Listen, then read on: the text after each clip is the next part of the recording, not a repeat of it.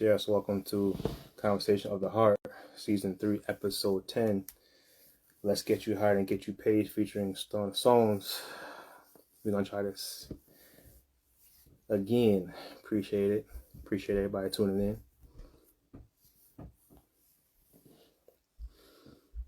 Yeah. Looking forward to this amazing conversation that we're going to have right now. So let's see where she's going to be at. I think she's going to be on in just a moment. Yeah, so today we're going to have this conversation on getting you hired and getting you paid. So we're talking salary negotiations, we're talking resume writing, we're talking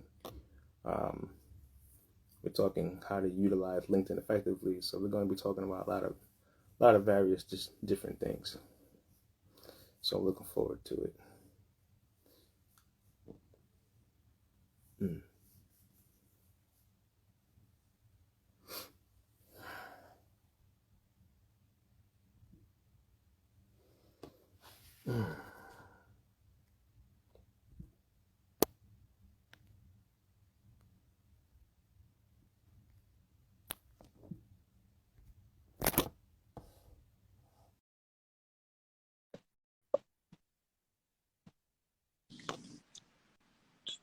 Yeah.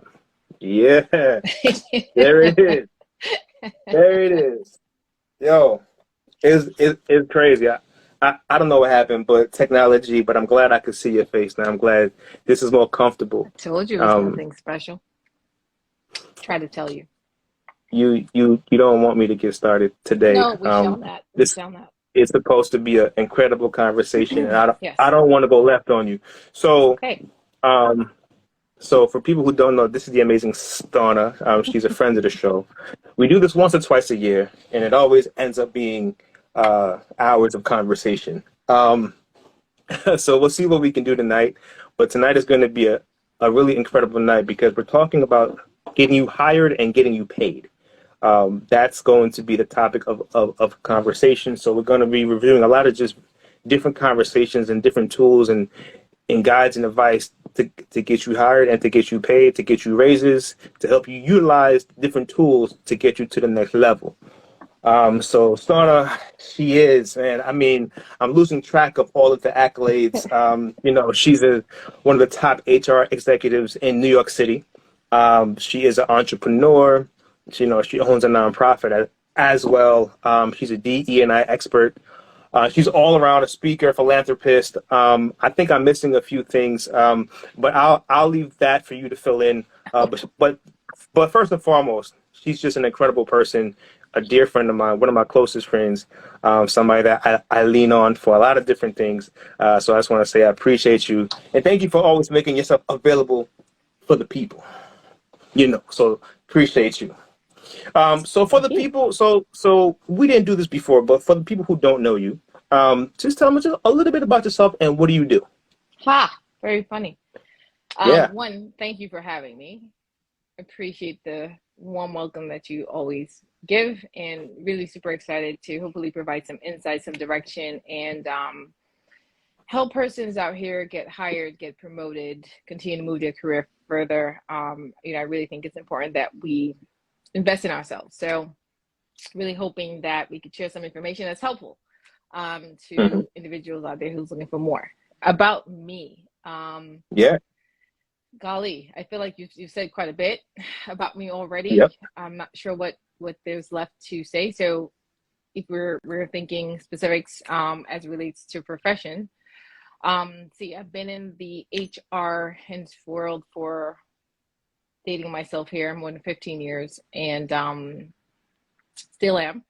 I am currently a senior director, HR business partner, and additionally the diversity, equity, and inclusion lead for HR for my company, who I've been with for about 2 years. That's two separate titles, right? I just want to be clear. So because you kind of made it like as if it was just one. Be clear, it's two different titles for one company. Titles. All right, be clear. All right.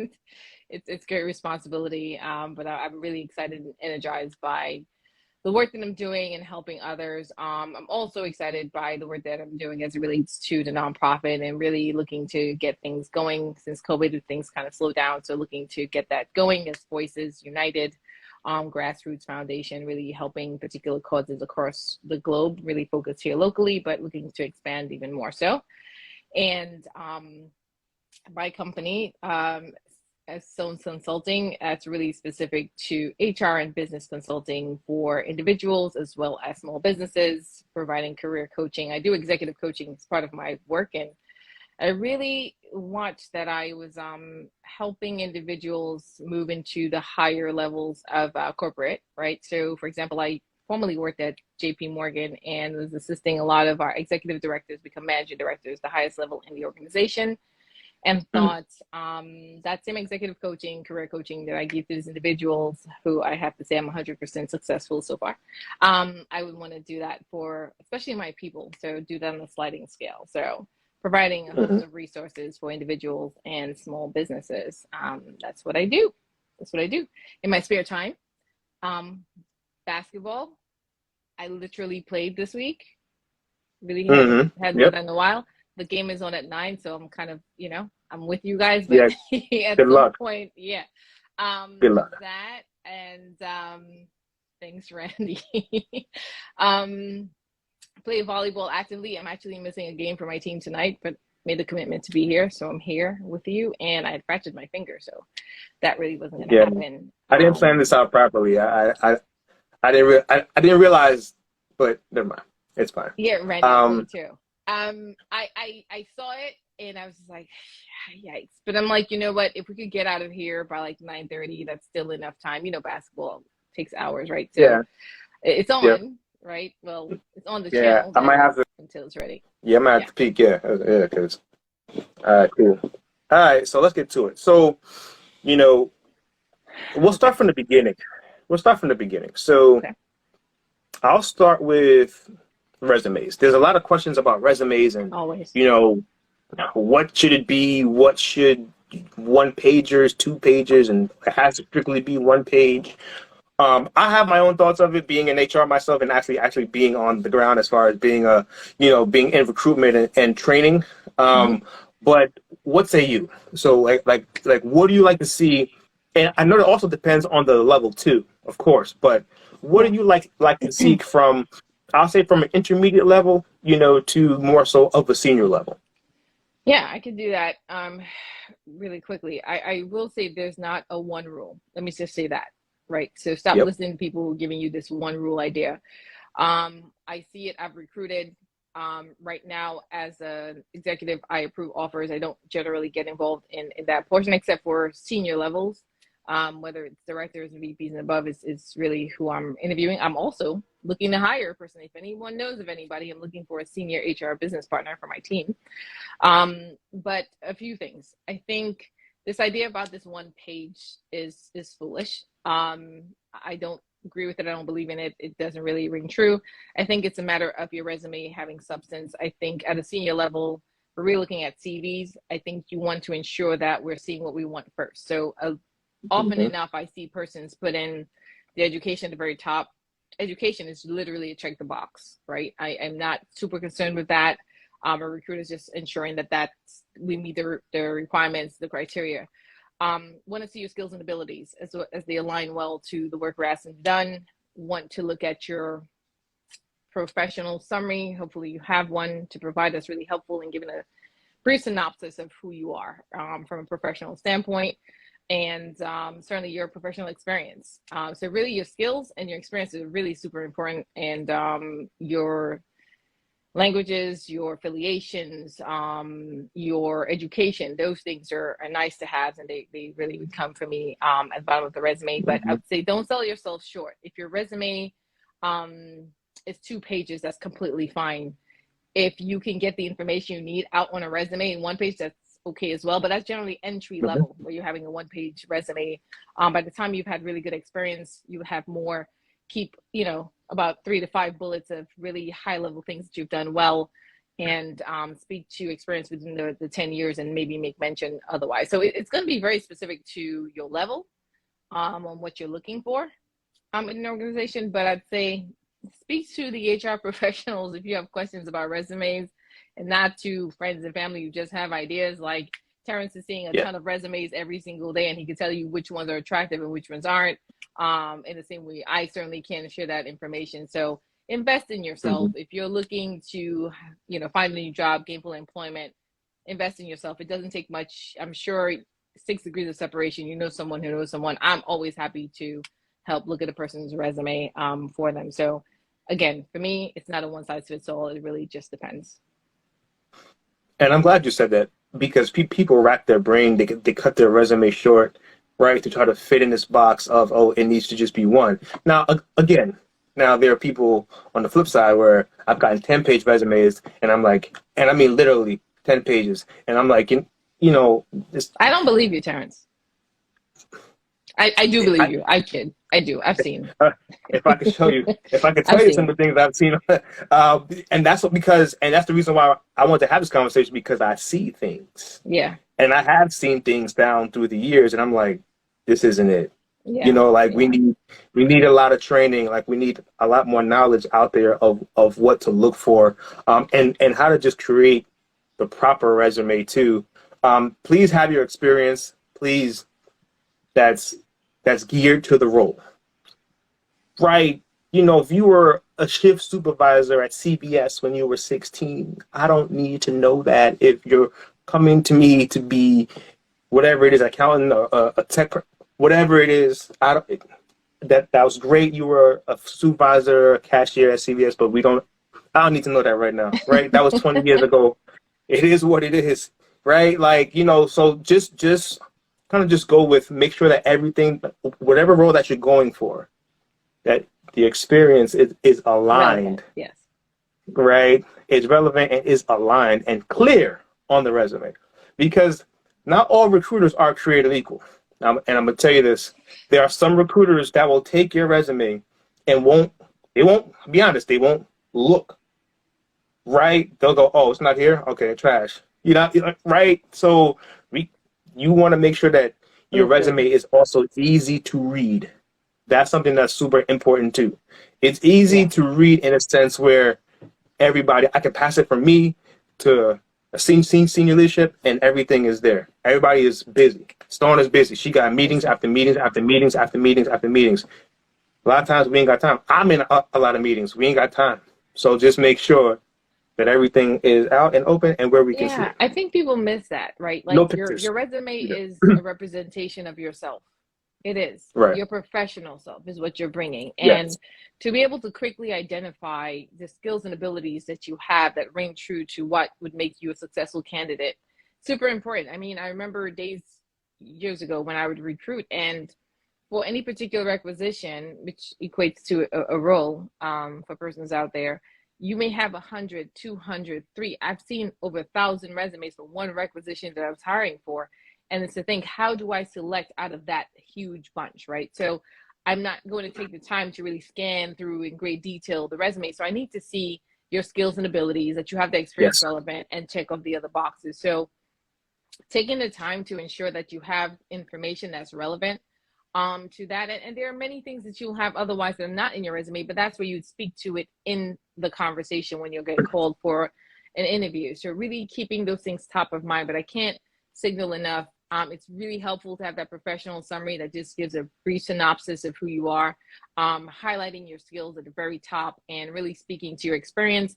But in your experience, 2 to 3 bullets, right, of things that you did really well, that you, and if you have performance measures, if you could quantify work that you've done to Data. make have success in the role or success for the company, that's really super helpful in driving the point as far as what you were able to do. So really thinking in terms of that. Hi. When you're thinking about your resume and preparing it for a recruiter, but always I think it's super important in having a person take a look at it who is qualified to look at it, right? Not your cousin who's never done this before, but really Mm-hmm. looking into someone. And you might hear me say this a few times. I think in my work in corporate for all these many years, the thing that I've noticed is, especially for people of color, we're not often investing in ourselves well enough to get career coaches, right? You buy the sneakers for however much, you spend money on a lot of different things, but a career coach to really help position you, help you position yourself to attain the role that you want, to help you with the interview prep, to really get you where you want to be. Super important. I mean, there are a ton of career coaching opportunities out there as far as being able to reach persons. And I think it's a worthy investment in yourself. It's not something you have to do for months on end. You could do it for a point in time. So do that, even if you just reach out to a coach to just say, hey, would like to understand what are your services to review a resume. Do it for $25 or whatever have you. And then it's really worth it, I think. Yeah, that's 100% true. And I used to be a career coach too. And you'd be surprised, you know, like what they come to you, like what people come to you with, and then what you bring them through. And then after, and you see them through it, it's night and day. It's right? fantastic. Yeah. I love that. It's definitely night and day. And also, and it's crazy. I won't say it's crazy, but when you're applying for jobs, and this is, and maybe this is just a pet peeve of mine, and it may not be for you, but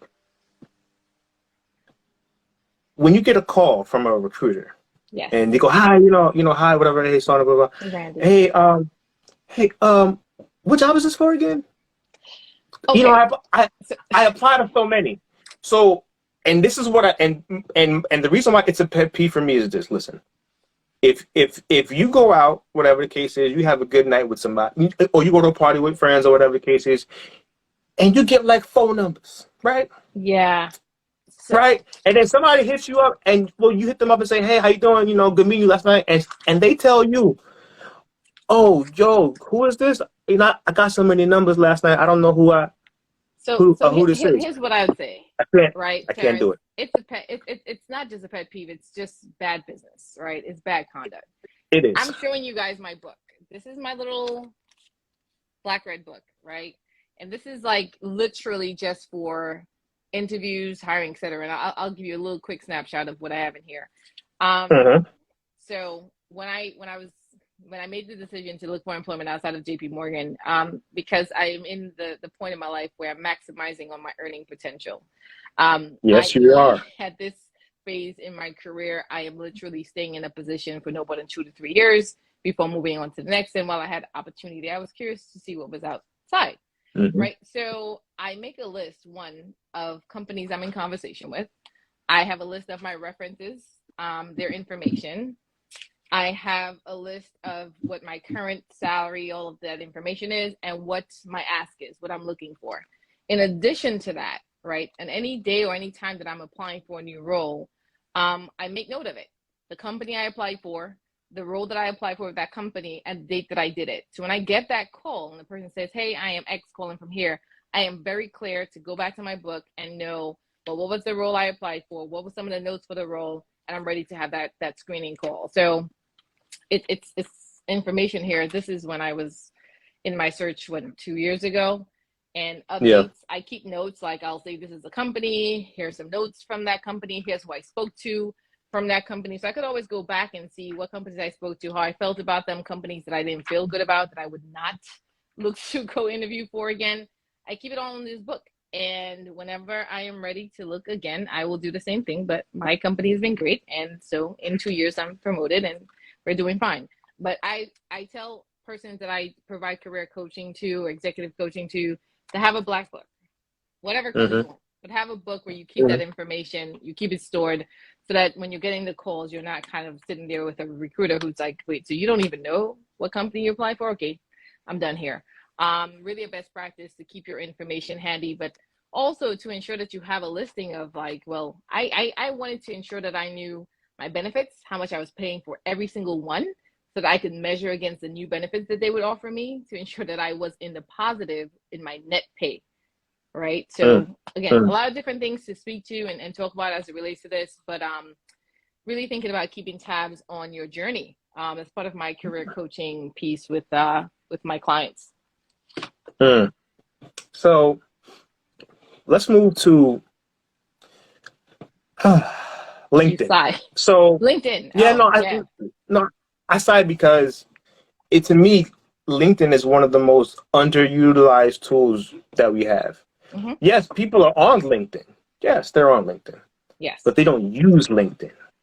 Yeah. Right? Like they don't use it. Like I use it like for networking. I use it for contacting hiring managers. I use it like that's But what it's Terrence, but for. it's part of your job, right? Like what your role is. No, Well, when I say no. that, I I mean mean, as far I as use it for my job. Yeah, right. I But use it for my as a job. Yeah, but I use recruiter, it. you have Yeah. when you're in that world, it's something that it calls to you, right? It's Hmm. top of mind for you, and I think some of the reasons why persons don't use it as much it doesn't have, or the thought is there's not this real social aspect to LinkedIn. But I just Hmm. want to say this: I am such a strong supporter of this social space of LinkedIn. I'll share with you my last two jobs from LinkedIn without me trying. Right. So let me say this. My previous employer, I think I was on there randomly one late night, just fixing up my page, and I saw some roles. I just clicked a few. I really wasn't truly looking in that way that I would normally do. And the very next, I did it on Sunday night. That's another thing, right? I checked it on the Sunday night, applied the Sunday night. First thing Monday morning, I guess that recruiter's looking at their emails and looking at what came in. I got a call. Yep. That call led to the position I had. Okay, I was working, having a good time where I was before, and I got in mail in LinkedIn. Headhunter found my information and thought I'd be great for this role. Recruiting firm called me. We had the conversation. In less than 2 months, I'm going into a role where I am making almost 100%, maybe 75% more, right? From the role I was in at the time. Like that was the difference. Not because I did anything, but because I had a LinkedIn profile that was attractive to recruiters that they were reaching out. Right now, I just had one in my inbox yesterday, and I am not showing as open for opportunities or anything to that end. But there are sources. There's difference between sources and recruiters. Sources are Yes. out there and they're looking for individuals who are not necessarily on the market for a new role, but Hmm. may be interested to hear what has to be said. And so, if you are looking or interested in new opportunity, ensure your LinkedIn is up to date. You have a profile picture, professional profile picture. You have Yes. information there about yourself. And if you're not on there every single day, go every ever so often and interact on LinkedIn and show that you're Yes. active. I kid you not. There Go is in not a groups. time that I log into LinkedIn that I don't have an email from a source or a recruiter about a role. So important. I Hmm. mean, I haven't been on IG. I'm not on IG. I'm on Twitter a lot more. Yes, But I you are. do have it as something where I make it a point to certainly engage with LinkedIn frequently enough, because like I said, the last two opportunities I got via LinkedIn, not trying. So if you're interested in a position, ensuring that your LinkedIn profile is one that is on par with what it should be, i.e. have a photo, a professional photo, provide some Yes. information, some taglines, some highlights about who you are, and make some connection, join some groups. You don't have to be on there every day or even every week, but visit there often enough to ensure that you're active, and you will have recruiters and sources reaching out to you if you do it well. Again, another thing you can speak to a career coach about. But LinkedIn is definitely a Yes. place to be. If you're interested in what I spoke to as far as maximizing your earning potential, and if you're between the ages of 20 to 50, and I'm not limiting it, but especially in that space and time, this is where you want to. This is where you have great opportunity. You're super attractive to Hmm. companies to earn the most money. And so I am about maximizing your earning potential. Hmm. And and it is so important, like you said, to have your LinkedIn up to date with a picture. Leave the picture off the resume and put it on LinkedIn. But also, if you're in the market for a job, like if you're actively looking and saying, "I really want a job," if you're not like Stauna, who's just on LinkedIn and she's happy right now. No, she's happy right now. She's where she wants to be right now, right? But if you're actively looking for a job, there's no other place that you can look for the job, see the job posting in LinkedIn, and see who posted the job. Yes. Add them as a connection and email them and say, "Hi, my name is Terrence. I see that you're recruiting for this particular job. Blah, blah, blah, blah, blah. Here's my resume. God bless." Like, Yeah. you can't even, like, that's how I got two of my jobs just like that, by making a connection with the recruiter who posted the job, and then another manager who posted a different job. both times we're like, oh, thank you. We like your resume. Let's set you up for a what? An interview. Yeah. But I think Like, too, Terrence, like whether or not you're looking for a role, whether or not you're in the market, like I'm not looking. Like I said, I'll say right. my company treats me very well. You hear me say Yes, this they all the do. time. I have unlimited vacation. It's wonderful. God bless them. Mm-hmm. Um, Yep. but that does not preclude me from responding to in-mail from recruiters. I Exactly. would Exactly. absolutely not listen to an offer. I would not. I have not stopped Nope. listening. It just has to Mm-hmm. be an offer I can't refuse. But even if you're not on the market or really looking for a role, you don't know what's out there and what may find you. It may be something so well aligned to what you're looking to do or hoping to do, but you might be reluctant to truly, really start that Mm-hmm. search. Again, just being on LinkedIn, just being there, activating your page to ensure that it's something that is attractive for recruiters and sources will get you so farther along that you may not be looking, but you might land on something or something lands on you. That's really helpful to, again, maximize your potential earning wise, as well as something that may be more well aligned to your interests, your skills, your capabilities. So always a great Yeah. practice to do that. And it's astounding to me sometimes because when we look at back in the day, I mean, it could be maybe 10, 15 years ago, Yeah. you couldn't just go knock on somebody's door, especially in a corporate environment, and say, hi, I see that you're hiring for this. Unless it was a pharmacy or supermarket, you couldn't walk into a building like, they'd be like, nah, you gotta, no, Right. like, no, this, what are You you have doing? direct Or just access on LinkedIn. drop your application off right here and Yeah. we'll be in touch. But this is a place where you can actually make a connection with the hiring manager or the Yeah. recruiter for that role. And you can actually pursue the role that you want without hitting the apply button and just waiting. Exactly. Because I Exactly. because I can tell you the recruiters get so many applications. They may never see your application. They may never see your application. They Yeah. might, but then they might not. So if you have the opportunity of seeing who posted that particular job on LinkedIn, send them a request, send them a connection, send them your Yeah. I'm resume, gonna I'm and gonna you'd be ask surprised. everyone here or whoever is listening to check your LinkedIn, update it. It's Please. not a ton. Like I don't even think I have my education uploaded. I guess you could assume that to be in the roles that I am in, probably I have some level of education. But I truly just have I think I have endorsements. I do have endorsements from other persons I've worked with, and I'm sure you do. I have a professional photo. I have a tagline that really speaks to, the work that I do as an HR executive and DEI and a number of other things in there. And Mm-hmm. then the roles that I have. And you have to also be mindful because I worked for companies where you couldn't really speak to the role itself. Like I could say this is my title, but I couldn't really give more information than that. So I don't Right. even have the details of what my work was. But I think on LinkedIn and seeing the companies I've worked for and my titles, of course, recruiters and whatnot can understand what that may entail. So you don't even have to do Mm-hmm. an entirely whole lot in there. It's not that you have to go and zhuzh it up a ton, but just, Right. certainly ensure that there's some level of information that a person looking might have the curiosity to say, wait, this person might be a good fit for this role that I'm looking to hire for. And it is an employee market right now. If you're not looking, this is an employee driven market. We had a lot of conversation about the great resignation last year, Mm-hmm. towards the tail end of Mm-hmm. last year into this year. I said to my colleagues that we're really looking at management deficit, people leader deficit. Leadership is where we're having a deficit where persons just didn't want to deal with that anymore. So if you're interested in that, literally this is the time. People are driving the market up, so persons are coming in to pay at 50% up of the percentile. So this, if you're not even looking, certainly that's where you should go, right? To LinkedIn. I think the question is. I think that question is for you. Is Do you that charge for your services or your independent contractor? I do charge for my services. Yeah, yeah. It's not I a do. nonprofit now.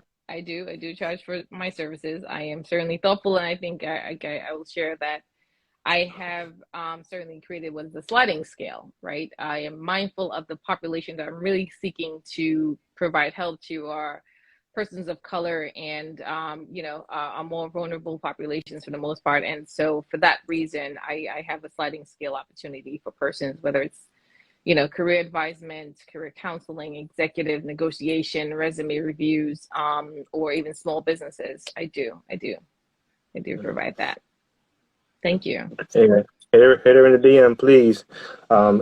It'll be worth it. Jay Wesley, what's up, boy? Um, Hey, so so hey, so Carlos. when it comes to um the interview process, right? Yes. This all. I want to laugh because I interviewed someone today. And again, Yeah, anybody who's joining, I'm looking for a member of my team. And I was so challenged. I wanted to get off the interview within a few minutes of getting in the interview. And I will get happens to all you. the But time. yeah, this is an HR person. This is a person who is an HR head of a company, a manager of HR, right? I'm looking for a senior HR business partner, and I could explain that at some point.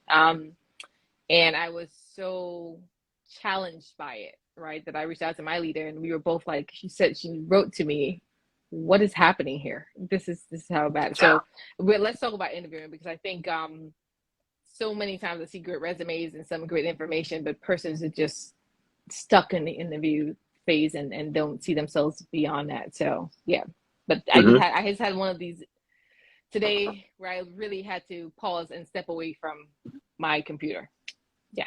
And that happens a lot when you have somebody who is so for my niche, it's tech, right? As of right now, it's tech. Somebody who is technically sound and Yeah. technically like has these skills to do the role, Mm-hmm. right? And it's like, oh God, you look at the resume, it's you're like, oh God, this is it. Like you're like, yes. It's like a date. You're like, oh, like you're reading the bio There's on a the dating date. site. You're like, yes, I like it. I love it. This Yeah. is it. She's interested. Okay, great. And then this happens, right? This happens. Yeah. And then it's like, wow, it looked good on paper, right? But the interview didn't go well. The date didn't go well, right? And it happens all the time. So, from your perspective, where do you think the interviews go wrong? Wow. At hello. No, I kid. Stop. Yeah, Not a hello. that's probably true Um, too. so even in the interview I had today, so I'll say this. I'll give you a few tricks, right, for Yeah, interviewing. Let me just do that to say, yeah. here I am. I'm an HR executive. I'm interviewing an HR professional, seasoned, 15 years in the industry, and I was so challenged that the person was not responding to questions in the STAR method. And Terrence, and I'll explain what that is to the person listening. Yes, the star method. Yes. Um, a couple of things in the interview. You don't have to be bubbly and cherry and hey, look at me. You don't have to do all of that, right? You come in. I always tell persons you're best at being you. Be who you are, right? You're a more quiet person, that's fine, but you certainly want to engage with the person that you're interviewing with. And Terrence might have some input from the standpoint of a recruiter who's having that and has to go sell that to the hiring leader. And here I am, I'm the hiring leader, and I'm like, what is this that you brought to me? Um, you want to come prepared, but you don't want to be robotic. In any good interview, you're going to get a question surrounding your knowledge, your skills, and abilities, and that's going to come in the form of STAR, right? Want to Yep. hear the situation, the task, Task, the actions, action, wait, TAS, and right? and the results. And the results. Um, so when you're And you follow speaking, up that result with data. You follow up that you result with do. proven If there's data. data available, you want to say what the result is, Yeah. but you want to show what you did, right? That's the action. Like, Hmm. here's a situation Yep. that happened. Tell me a time. It's usually posed in that way. Tell me a time, or can you share with me a challenging, something like that is how a recruiter might ask you that question, or a hiring leader.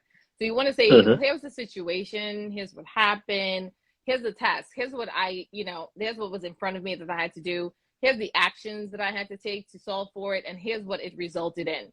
And even sometimes when Hmm. the result is not that everything got fixed and great, when you're able to really speak to, well, here's what worked and here's what didn't work, but here's how I addressed it, that's what we're looking to hear. Now, in what I was looking for in the interview, I'm also looking for a strategic person, a strategic partner, a person who could take something from end to end, who can identify opportunities. But for any single person at any level, for any role, utilizing STAR, situation, task, action, and Task, results, action, results. speaking Hmm. in that space, even if the person is not asking specifically, but you're able to really demonstrate that you have the knowledge enough to know how to take something from situation to result, that's what you really want to do in an interview. You want to answer the questions that are asked. I asked the question about team and collaboration. This person spoke to me about a partner and a leader, right? So you want to answer the questions that you're asked very directly, provide information, really speak to how your knowledge, skills, abilities, and all that you come with really support the work that they're asking to be done. You want to do that.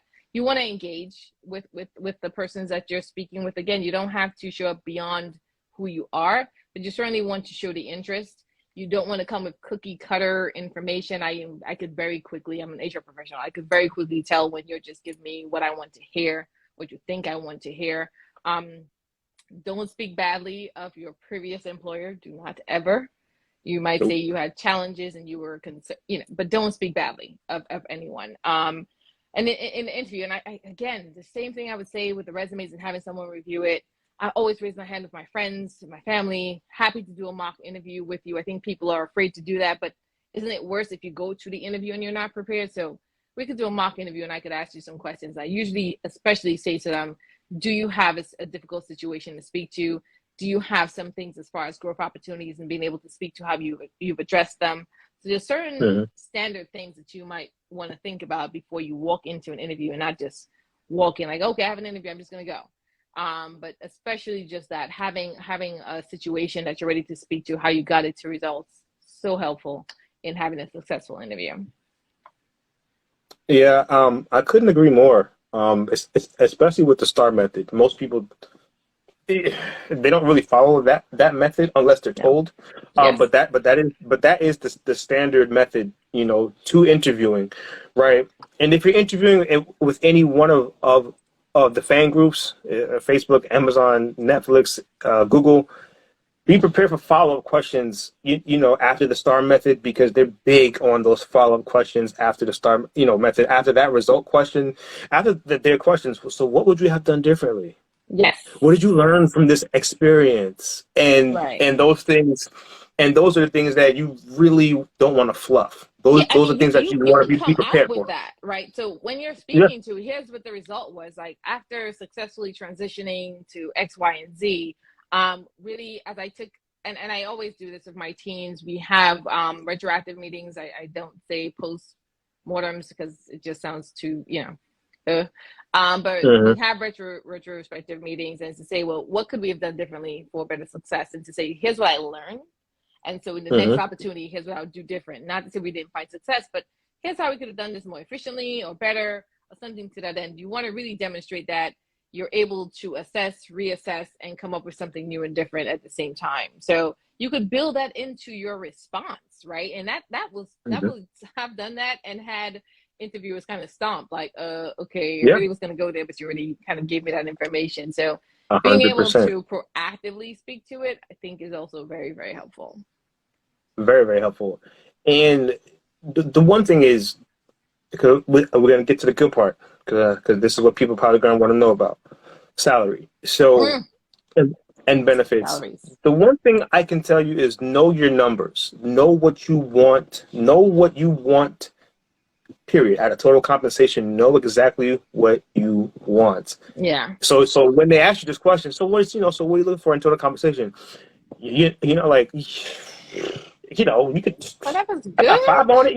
I don't know. Like, what I mean? Like, you could just, and you start like, I'll take like 85. I'll take like, the job might pay $120. Right. Right.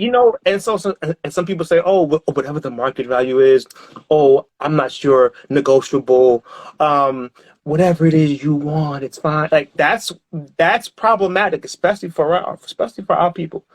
You know what I'm saying? Do the market research on the roles that you're going into. Do the research on the companies and what they pay, on what that company normally pays, right? And have your numbers of total comp. And total comp just doesn't mean salary. Salary is salary. Salary is salary. So know what you want in salary, but then there's total comp, right? That includes bonuses. That can include sign-up bonuses. That can include equity. Whatever that is, right? Know exactly what you want. So you go in with like, yes, this is the range. This is what I'm looking for. So they Yeah. don't just give you what they want to give you, and you have something to negotiate, right? What do you think about that? Oh, you know, I'm it's big. your I'm turn. big on this, and I Oh, I certainly know. pride myself in being very, for lack of a better term, A aggressive about this.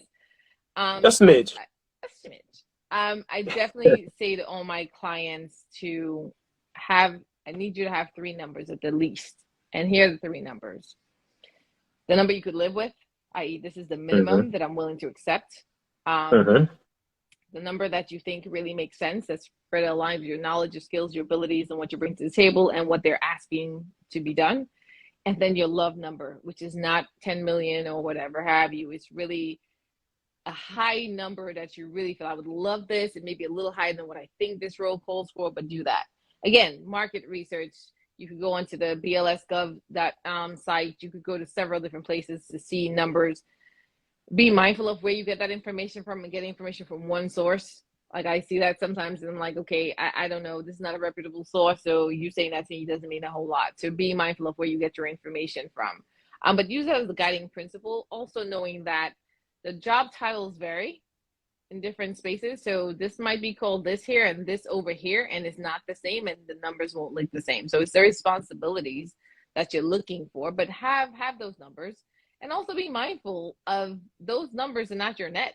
That's a gross number, right? And as Taryn said, compensation often and again, so when we speak about some of the bigger corporate companies, they're going to ask you total comp. Some small companies will ask you salary. Total Right. compensation is just as he shared just now, right? So you're thinking about what are you offering? I I speak total compensation, right? And that includes your bonus, And you speak it very includes well. sign on, and it includes equity, includes a number of different things when you think about all the company has to offer and what that means for you. So be ready to have that conversation at some point before you go in. Again, when I was showing earlier my little book, I have that in here too, as far as what my numbers are.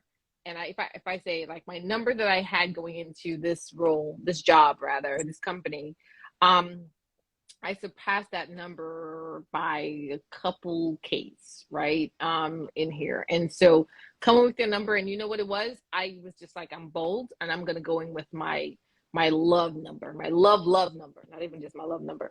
And they didn't flinch and it worked out. But it still had to be some level of reasonable when you're going with it, but don't Hmm. be afraid. We talk about things all the time like pay equity and what that means, and really the pay that females get, black females, black males in relation to white males, and what the ask is. And oftentimes they're just asking for more, or they're more bold about it. We're not asking. And you have great recruiters who work with great HR leaders and business leaders to ensure that they do the right things by providing persons what they need. And you have persons who are just gonna give you the bare minimum because you didn't ask for enough. So be bold, know your worth, also know the role worth, because some people are very misconstrued about their worth, right? And the worth of the role. I'm not Hmm. paying you if you're a cashier $100,000. I'm not, right? So you might Hmm. think you're worth 100,000, you probably are, but not to do this work. We have something called value Right. of seat, and it's the value of the work that's being done that we're paying for. And we might pay a little more based on what you bring to the table. So get clear about what that is, and we certainly can have some conversation about what value of seat is. And this is why, again, you'll hear me say this over and again, a career coach is super helpful. I am happy to provide those services to our people all of the time. I Hmm. will work with a person, as far as numbers are concerned and what they're able to pay, but really being able to think through what that is when you're looking for your next opportunity, right? You don't want to sell yourself short, because once you get in and you lock in numbers, it's the most challenging thing to move from that, unless we get into promotion, which we'll speak to. But Yeah. really coming in with strong negotiations for what you need. And if they're offering you the role, and people, I've heard this and I've seen this, if you're being offered the position and you're quoted a number and it's not the number you want, don't be afraid to ask for what you really want. In thinking, and people say, well, they're probably not going to give me the job. No, there are rules, there are laws, and there are things that preclude us from just saying, oh, forget you, right? We wouldn't just do it that way. Once the offer is extended to you, we have a duty to be very, very disciplined in taking that forward. And there's very particular measures as to why we would not take you forward. So Right. feel free to negotiate. If a person says they're trying to offer you 60K for a role and you really think it's 80, go for 90. Go for 90 and let's see where we meet, right? To get to probably Right. that 80 number. But don't be afraid. Reasonable, but please don't sell yourself short. Like I said, we're at a point in our lives where we want to maximize on our earning potential. So get what you're worth. Ask for it. And I'm so happy to help. Like these are the kind of things I would welcome in my DMs. mhm. Yeah, This is really exactly. it. Not the other stuff. No. So, so, so the one thing I'll say is the reason why I think sometimes it's a mental and emotional thing. I think, Mm, especially for our people, I think because some of us are coming from different situations, right? Some of us are coming from a place of lack. yes, Some of us are coming indeed. from a place of desperation, right? So asking for more is like I'm leveraging asking for more with the job. And that's why what you just said is so important because there are processes in place and rules in place that they can't just rescind an offer for. Correct. You cannot just do that. No. So but I think and a lot of people don't know that. So Yeah. they're like, oh man, I really need this job. I'm desperate for this job and I don't want to do anything for it to be taken away. So I'm just going to Right. accept Can we without say that them again? Can we understanding. say it again? I feel like people really need to hear that. Once an offer is extended, there are They very cannot just particular rescind it. ways that we have Mhm. to go through to rescind it. And it's not you asking for more Salary. money. It's never It's going to not. be that. There has to be something egregious, something that we could truly prove be detrimental to the company to rescind an offer. Once we start that process, you're in, you've been selected, you've been chosen, and especially if you're a person in a protected class, there is extra care to ensure that we're not doing Believe that. anything to disenfranchise you. So if you're a person of Believe color that. and you have an offer made and it's, Ask. my goodness, ask. They can't just say, oh, we're not going to make the offer anymore because you asked for what. We can't do that legally. You'd have a lawsuit on for them, and that's not what we want. So there's a lot of risk Nope. mitigation there. If you have an offer, you literally have the power in your hands to ask for more, even if you think it's a fair offer. And this is a little trick here. If you feel an Mm-hmm. offer is a fair offer that they're offering you, ask for 5K more. Doesn't hurt. Nine Mm-hmm. times out of 10, I make a fair offer, 80K, a person asks for 5K more. It's like, okay, generally speaking, right? Especially if it's within that 5K number, you're more likely to get it than not. And listen, what does it hurt?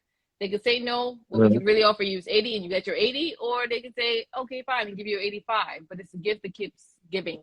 And even for me, when I negotiated up, and the question was between a sign-on bonus of an X amount or an increase of an X amount that I asked for.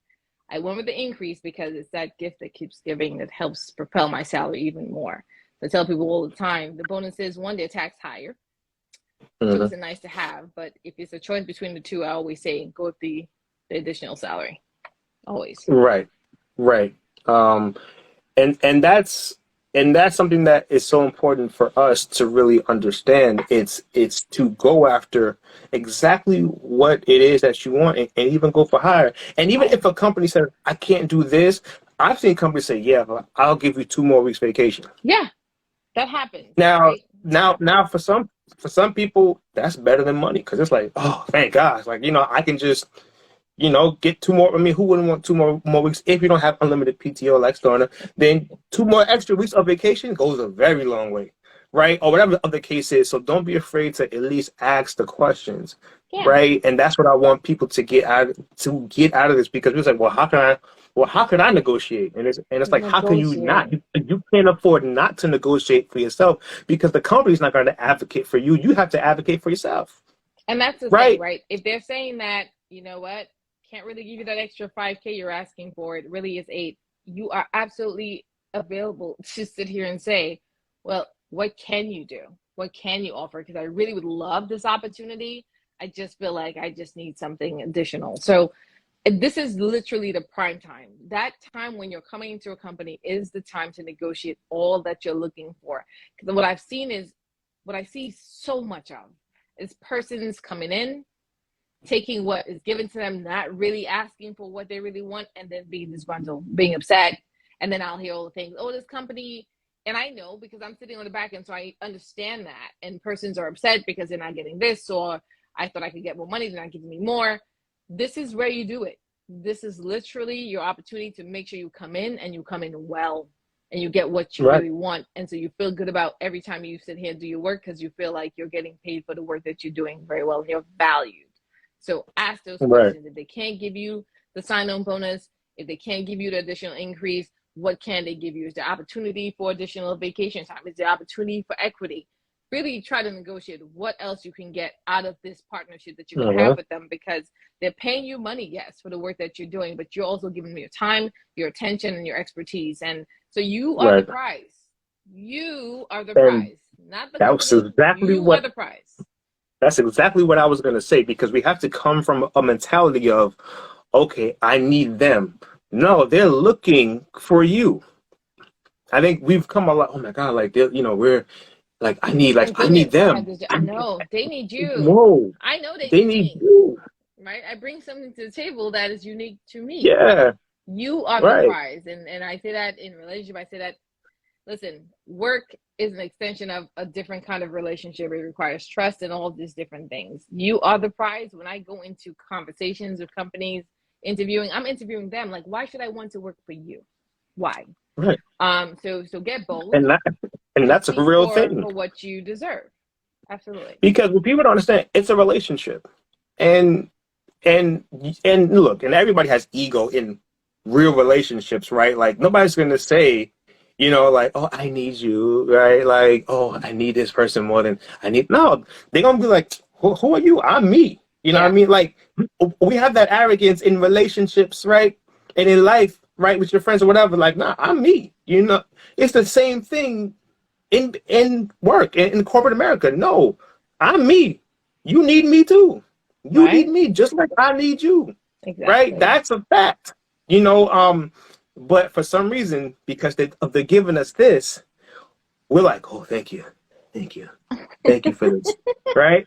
And it's just like, wait a minute, like you bring a lot of value too, your Yeah. expertise, your Yeah. skills, everything that you bring to the table, like they're looking for. So it's an exchange. That's what it's all it is. It's not like they're just handing it to you like they're Robin Hood. They're just handing you money. It's just throwing it out the window and you're taking it. It's an even exchange, right? So just know your worth and don't be afraid to ask. Because also, and I've seen it happen. There were some people who there were certain candidates that have come across down through the years Mm-hmm. who didn't ask for what they wanted, and then the manager is looking like this role pays XYZ. They just told me they wanted this. What's wrong with this? Yeah. Why? Right I now it's mean, like they interviewed well. Well, I mean, these are just some of my experiences. I've had conversations with different managers and executives, and they're just like, well, why would they sell themselves so short? Like, is this the kind of candidate that we really are looking for here? Because one, if they would did the research, they would have known that the job is at least here. So at least yeah. they would have gotten close to it. I could understand. But if they just sell themselves all the way short, that leads me to believe that they don't even do research.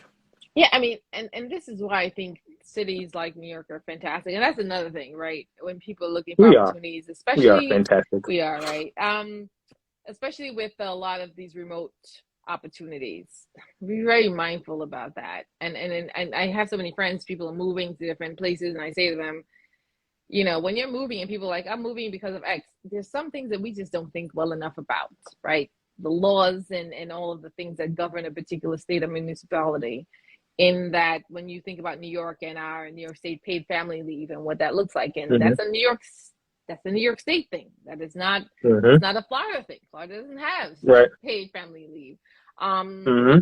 when you think about taking meal breaks, New York mandates that after 6 hours of work, a non-exempt employee is to get at least 30 minutes for meals. Arizona doesn't have that. So there are certain things that you think about when you're making some of these decisions about where you live and where you're choosing to work at the very same time, in that the rules are not the same across the board. In New York, right, New York City is working on a pay transparency law where any companies who are in New York City have to advertise the pay range for any particular role that they are having. So that's Yes. something that's been city council has passed. There's a lot going on with that. So you'll have Mm-hmm. people more transparency and understanding what the role is. And some of the reasons for the wage rate act that we have here in New York, for example, is to ensure that persons are aware of when they'll get paid and what they're getting paid, because that was also an anomaly that wasn't happening. But you also have companies where they have done a disservice to persons in doing great work and paying them very little monies for it and not Mm-hmm. aligned to market. And so persons sometimes come in from smaller companies and they're selling themselves short. And that's why it's important to do your research, important to try to understand, well, where can I get this information? To get with the person who could help you to that. Again, this is you. This is your bottom line. This is your money. I just sit with it so much now because in the corporate world, I've worked with so many persons and generally not of color who are just like, yep, I need a career coach. Stauna, do you do that? Right? And they want to know that because they want to ensure that they have a robust career, that they're building their career, that they are maximizing their earnings, all the different things. And here we are just kind of, shooting by the hip, just trying to figure it out as we go, etc., and not really I don't want to investing. ask. When I'm speaking self-care, when I'm saying these things, I'm saying invest in yourself. And what does that mean? Like I am right now looking for a certification in Lean Six Sigma.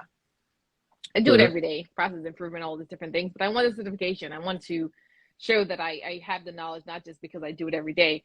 And so it's part of the conversation with my career coach, say that's something that could really add value, to what you offer because you do it already. We don't do that well enough, right? And so this is why I said I do the sliding scale to ensure that persons have an opportunity to really sit here and get some rounded help and get some information that could help inform and really help their bottom line forward. How to And you have a negotiate career your coach, right? salary. Yes, I do. I And do. this is what I and am, this is and what I I want to have, bring out. And that's what I right? want to, and this is what I want to bring out. The career coach has a career coach. At the Absolutely. end of the day, if the career coach has a Listen, career coach, you should definitely have I know a what I career should be coach. doing, but this is my work. Me And too. so I am very clear in my intentions about where I would like to go. So, for example, I just mentioned I am looking for an online certification in Black Belt for Lean Six Sigma. That's one thing.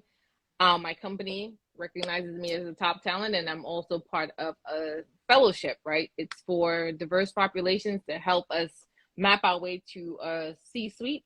C suite is any C level, CEO, COO, CFO, all the C's. And so intentionally positioning myself for that. I know exactly what I want to achieve, but there's no stopping, right? There's no stopping, there's a stop point. But being very intentional in doing particular things to help get there faster, sooner, better, that's the work. That's the work. And so even though I do that for myself and I know how to do it, having another person add value and give me some perspective and some direction specific to me, absolutely, because I do it for others. And it's very different when Hmm. you're able to see for yourself versus what a person could help you see your blind spots, right? We all have those. So Hmm. again, Hmm. if you've never thought about that, I'd say I provide services to persons across the board, right? I have a DJ friend of Hmm. mine who I help with that and thinking beyond the box. And I'm saying, why are you just stuck in the US? Why are we not thinking international? And how do we strategize that? And we've talked about this strategy in being international. I'm like, well, you have yourself set up as an LLC. So take the trip to country X and go visit it and get connections. And that's a tax write off instead of just saying it's a personal vacation you pay for. No, you go to country X, you meet persons in the entertainment scene, you have a good time, you make the connections, you set it up so you could come back and do parties here, and it's a tax deductible. There's so many different ways to do this and to, again, keep money in your pocket, really say and help yourself forward. So for me, the career coaching thing is across the board, right? I do it for persons in the corporate space, outside of the corporate space, but so important to get the help to help navigate where you're trying to go. If you're not even thinking about how to navigate, because most people stop with, I just need a job. I just need a job. And say, okay, you start with, I just need a job, but then, where am I taking that? Right? Where am I Exactly. taking it? And that's where you provide career coaching services. I provide career coaching services, and it's just so necessary for our community to do these things. Right? We can go to the club, we can pop bottles, we can buy red bottoms, we can do everything in the world, go on vacations on somebody's boat, somebody's yacht. We could do everything in the world Yeah. except doing the things that's Well, actually going to that's the help us thing. get more No, money no so one we can speaks do about those it. things. But that's the funny part, right? It's definitely socialized, the red bottoms and trips. And don't get me wrong, I do all of that. But We know. We it know that, though. really, Terrence. Yeah, we know. But the Yeah. parts about things like when I say to particular people getting a career coach, it's like, wait, what? What is that? Or where? Or how? What do they do? It's not the things that we hear much about. And frankly, I don't know that I would have heard it so much if I wasn't already in the corporate arena and hearing from different Hmm. persons there. And most of the persons I would hear it from were persons who were not of color, to be quite frank. And then again, I've been providing executive coaching to senior leaders and helping them get to the senior most levels of leadership.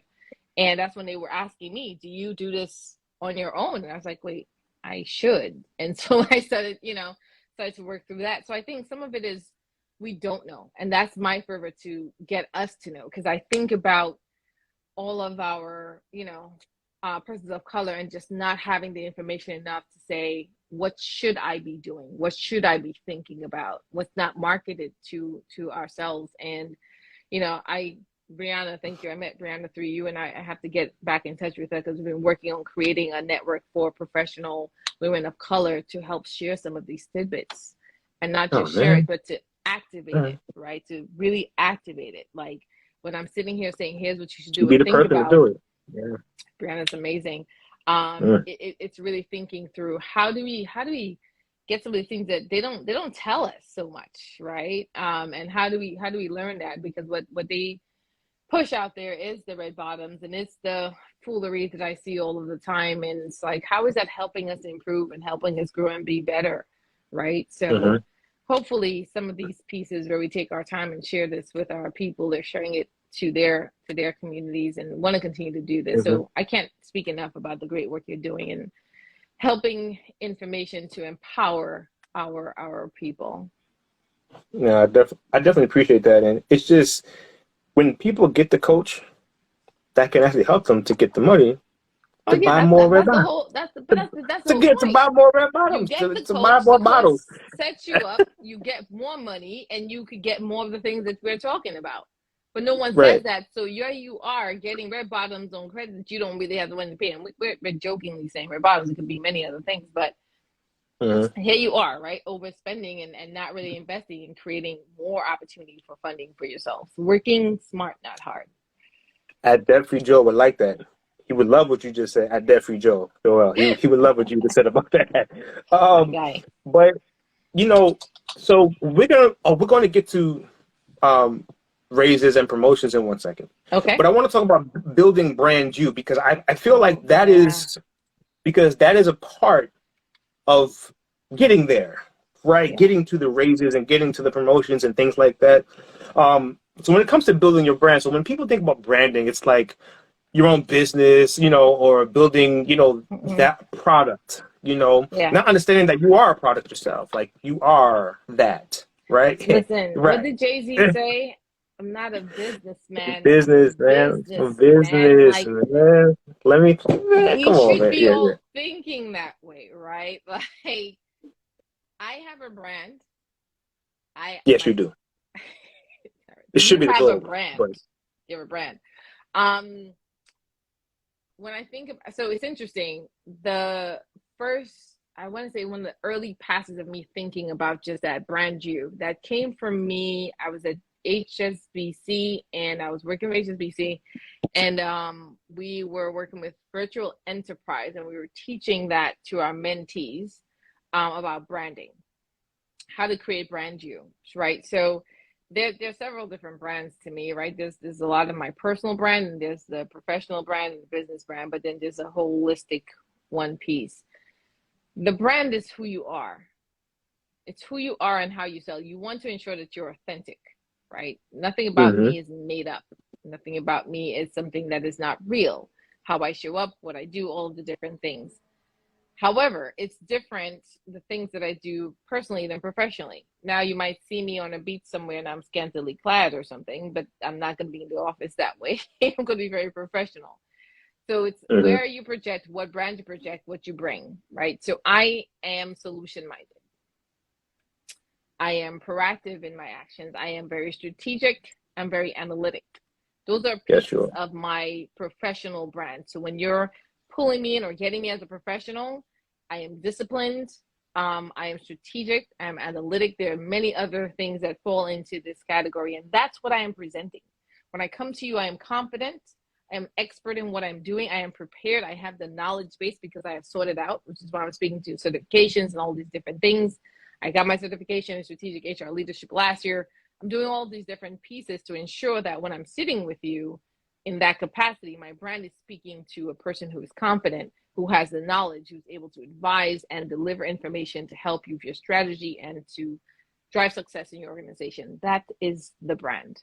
You ask any of my clients, this is it. This is it. So considering who you are, deciding what do you want your brand to be and how do you build that brand and what adds value to that brand. This is where I'm speaking to deciding additional learnings, right? It never stops, right? The traditional learnings of school, of degrees, keep flirting with my PhD that I'm working through and, all these things. And that's wonderful, but you don't need that for your brand. You really need to show up authentically. You really need to show up Hmm. positively, and you need to decide what are those things. I lean people, some of my mentees that I have, to strength finders. I think it's really wonderful to understand where your strengths are. And I say all the time, you work on your strengths. Studies say that if you work on the things you're really good at, you can improve them by about 300%. You work on the things that you're not good at, you might improve it by 80%. So why would I Mm. not work at being really good at the things that I'm already good at? I'm not worried about the things I'm not great at. I'll do it Right. enough to be successful, but I'm not trying to be the best at it. I'm trying to be the best at what I'm really great at. And so Mm. deciding what your brand is a real part of you, right? If you are a technologist, and Mhm. I know you support your recruit for tech, I supported technology for years in my previous role. Software Mhm. engineers, I did network all of the things, right? I supported our wealth management side of the house technology. Mhm. Um, and so if you are a technologist, what is your brand? What are you bringing to the Mhm. table? What are you offering up?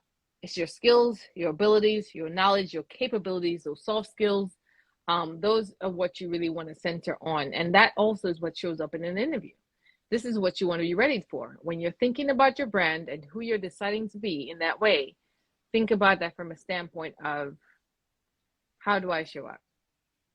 And how do I want to show up? And what is the disconnect? Brand you. Mm. Brand you. I, I love that. P.S. It's Because tomorrow. everything, yeah, who's winning? You could just tell me who's winning. It's I just, 14-7 Boston. okay, it's all right, it's early. Okay. Yeah, it's early. So, so now when it comes to branding yourself and branding yourself in the corporate office, Mm-hmm. I think sometimes people don't understand how important that is too. Right? Who are you in the corporate office? Some people just like, oh, I just do my job and go home. I just, whatever the case is. But like, is that who you want to be known as? Right? No. Especially if you're looking for promotion Promotion and raises. and And growth. so Yeah. that brings you to like, how are you positioning yourself for promotion? Yeah. Right?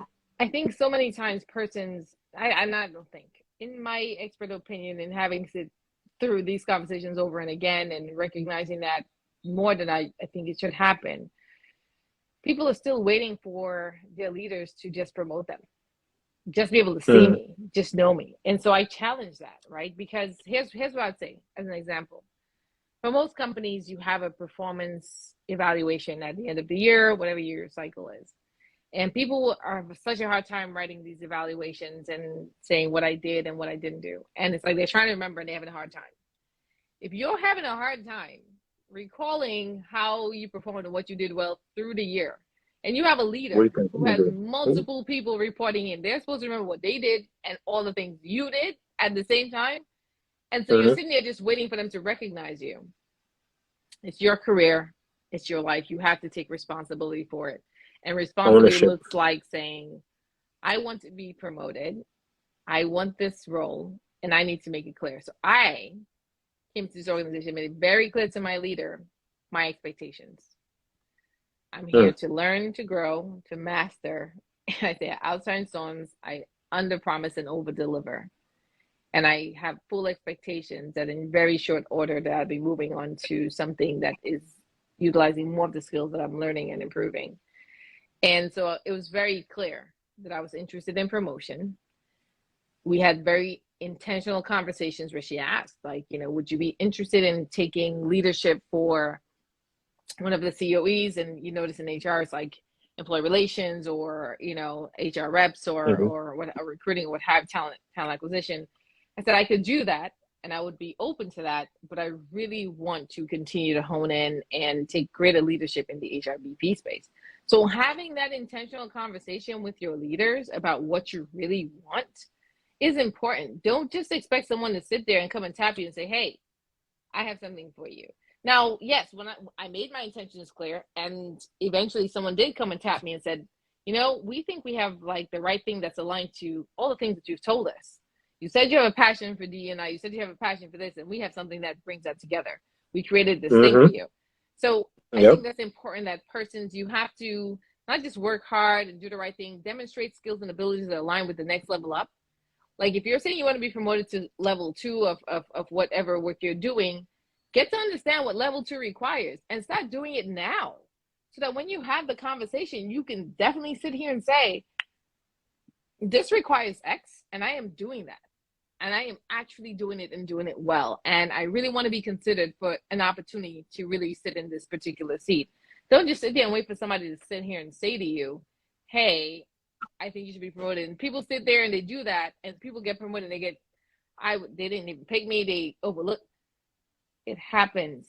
It happens all the time. And there's opportunity for leaders, yes, to raise hands for persons, but you got to take ownership for not speaking about your brand, about you, about what you want, and align yourself and say to your leader, I want this. Tell me what I need to do to get there. Help me map theirs, right? So I whole career mapping piece, again, career coach. How do I get to this next level? Because I really want this next level. I'm not sure how to get there. You have to have those conversations. You have to speak up for yourself. Like you said before, you have to be your advocate. You cannot just sit here and expect someone to do it for you. It happens sometimes, but it's not the norm, and it's not a real true expectation. So being your advocate and be visible. And being visible, right? Be Raise your visible, hand for please. the extra role. But when you do that, you got to say too, I want promotion. Don't expect the leaders to just know you want to be promoted. Right. Right? You got to speak up. I think that's such a big missing part. I've heard persons say that to me, friends of mine, like, they promoted this person, they didn't promote that person. I don't think they care about bad people. I'm like, well, did that person say they wanted to be promoted? Did they raise their hand? Did anybody else say, I think? Like, there's a missing piece here. There's a missing piece here that we don't always acknowledge. So very, very true. Because in the meetings, whether in person or virtual, there's always somebody like, hey, I'll volunteer for this, or hey, I'll volunteer for that, or hey, I'll take this on, or hey, I'll take that on, and then that's what visibility. It's like, okay, cool. So that person is not just doing their job, but now they're taking on just different things, and that makes you visible, right, to leadership. Yeah, and you don't get promoted for doing your job. You get compensated for doing your job. You get promoted for doing the other job. Say that again. I'm sorry, I didn't hear you correctly. I'm sorry. Let me repeat that one more time, please. No, because I think persons sitting roles and they sit in the job, and I've been here for this many years doing this job, and I haven't gotten promoted. You're not getting promoted for doing the job you do today. You're getting promoted when you demonstrate you could do the job that's above the role that you're doing today, or 2 roles above. I literally had a conversation today about a person who is right now at this level. I can't remember his actual title, but interviewed for a role that's 2 levels above, and we do some pushback, but this person is doing this. They're operating at that level. So you don't sit there and just do the job that you're paid for to do today and expect that you're going to be promoted. You get promoted based on being able to demonstrate. I could go to my leader and say, person X is doing this role today, and they have been performing at this level of this next role for the past 6 months. They're already doing this and doing it successfully. And that is my business justification for why they should be promoted. So you can't just sit here doing your job today and just doing it forever and doing it well and think that's it. No, you have to be doing it at the next level. You know what I do? When I get into a role, I look at the role that's a level or 2 above me. Usually I go a few levels up. and I look at the requirements for that role, and that is what I'm working on. That's what I'm working on. And that's what I'm trying to infuse in what I'm doing. So when asked, Well, yes, I'm already operating at the level. There's several different ways to do that, but I absolutely take a look at the roles that are level or usually 2 or 3 levels above, and what the requirements are. Like you see, the job descriptions out everywhere. And I'm starting to operate in that way so that I could speak absolutely to the fact that I'm already doing this level of work. So doing that, speaking to your leaders, making it very clear what your expectations are and what you'd like to see. It may not happen today, but you say it, you revisit it. And don't just say, well, I told them. You said it now. There's a million things happening. You never say it again. It's like, well, I told them and didn't listen. My goodness, how many times do people tell you a thing and it's like you forgot about it or you moved on because so many other things came about? So don't be afraid to speak up, and speak up more than one time. Right? You can't say I spoke now and I didn't hear anything and it's 2 years later and you still just didn't say anything and you're upset. You have to be an advocate for yourself. Again, brand you, advocate for yourself. You are the prize and your career is yours. You have to own that. and that's so true. And then, you do the brand you position yourself for promotion, and it's time for that annual raise or whatever the case is. It's time for the promotion.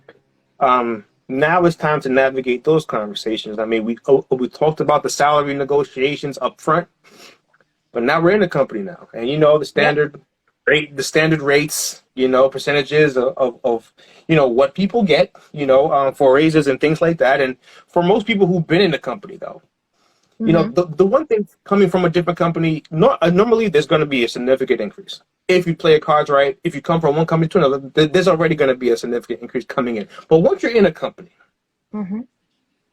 yeah, so sometimes it's a little different. It is. It is. It is a difference, right? And this is where you also get those disgruntled employees, because they know full well, if I go here, they're going to give me a lot more than what you're giving me in a raise or in but this is true. People, but I think it's something that sometimes for me it's like misconstrued, right? And here's what I mean. I would not leave any company and go to the next company, me personally, for the same money. Yeah. I wouldn't. For the same money, no. Any company who's getting No. a new employee is going to look to be attractive and offer them something a bit above where they're coming from. Right. It's not to say that you couldn't get this here, because if you're a great employee, and I've done this, I've approved kind of offers, right? Where if you're a great employee, you're top talent, and you have an offer someplace, I will ask for the letter to ensure that you do. And I might meet that number if it's not something outside of the expectation. But you're generally going to go someplace and get some more. So the idea, over there they pay more. It's not that they pay more. They probably have people who got paid the same thing you got paid in the same place you left. But you're coming to a new space, so you are. But the bottom line is that when you go for that promotion, or not, I'll say like the raise conversation, for a lot of people, they don't. If they leave, they're gonna get more money, because there's not a real raise conversation. Let me Yesterday's price is not today's price. It's not today's price. Yes, Teddy. Yes, Teddy. You're right. The raise, the merit increase or the annual increase, it's not something you're entitled to. Let me say something else. Break it down. Vacation, there's no federal or state mandate that says a company has to give you a vacation. There isn't. There are things a company do. It's what we do is how we work, but there's nothing that says you have to. A merit increase is nothing that says I have to give merit increases. And in fact, during the pandemic, most companies didn't. Some companies did. I was very thankful for that. So there's not something that says that. A lot of companies, they will push forward a merit increase or annual increase in effort to attest to, one, engagement, retention, thinking about market. We talk about things like the inflation. Inflation is so far off right now that these increases don't even meet inflation. Inflation was like 7 point something percent. Most increases are 2 to 3% year over year. So essentially you're earning less because you're spending more, all of those things. So that conversation is not something that is negotiated.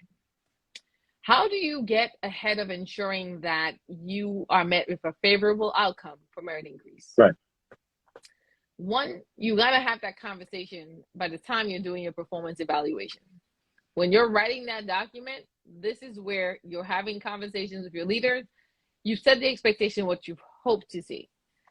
Two, most corporations are paid for performance, i.e., the higher you perform, the better you perform, the greater increase that you get, right? So, for example, Mm-hmm. generally a top talent, a person who is exceeding expectations or significantly exceeding expectations is going to probably see 4%, 4.25, something like that. That's usually the threshold, no more than 5 for the most part.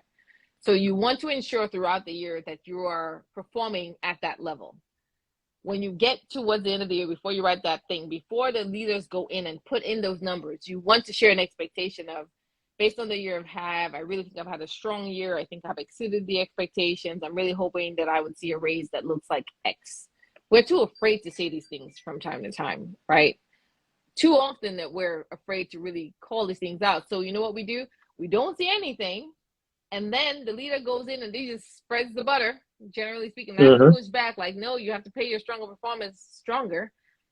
And then they come to you and they say, okay, your raise is X. And then you're like, no, I don't He's want like, what? this. I don't like it's too late. Right? Was that the Drake Yep. thing? Right? If you're reading this, it's too late. It's too late. Mm-hmm. Because this is already processed, it's already in the systems. This is a whole company process that happened. So you got to get ahead of it. And that means stay in the conversation throughout the year. I'm not saying every day, but at least once a quarter. Ensure that you are performing at the level that you believe you should be performing to achieve that higher number. And before we go into the planning process, once you get that piece that says, how are you doing, that you have to write that or speak to that, put Mm-hmm. those nuggets in the air if you're a leader of what your expectations are. Mm-hmm. Doesn't mean you will get Walk it, past but the put that out office there. Yeah, and be like, knock because on the window. raises are not something that are negotiated. This is not a negotiation. Yeah, This is it's what not. we're Yeah. doing, and we're giving you because we want to recognize you. So it's not something where it's a give and take of asking. You got to say, no, I want this, I want that. Not quite. It's not to say you cannot. If you're able to make a business justification by saying, based on this information, based on these numbers, based on what I've done, all these things, I truly believe that this should be better aligned to X. You can, but Mm-hmm. that's you fighting the argument after the fact, and seldom times do people win that argument. But you want to get ahead of it. You want to get ahead of it. Yep. Or you could just start playing the OJ's money, money, money all throughout the office every morning and see what happens. Yeah, see what happens. See what happens. OJ, Nah, don't I'm listen to sure my me. sister would like to Don't go to listen to me. OJ's old school. Yeah. Yeah, yeah. So diversity is a big thing. It's a big word in a lot of these companies now. Diversity. And I say that um, you know, um, but there's so much. Diversity is very layered in the workplace. There's so many different facets to diversity in the workplace. It's crazy. So like navigating these types of conversations, because sometimes there's a hiring goals of diversity now, and diverse candidates. That's one part of diversity. But then I think certain things are also lost too. It's a big push for hiring that diverse candidates. But when it comes to the actual workplace, recognizing certain things, certain like the shootings that might have happened.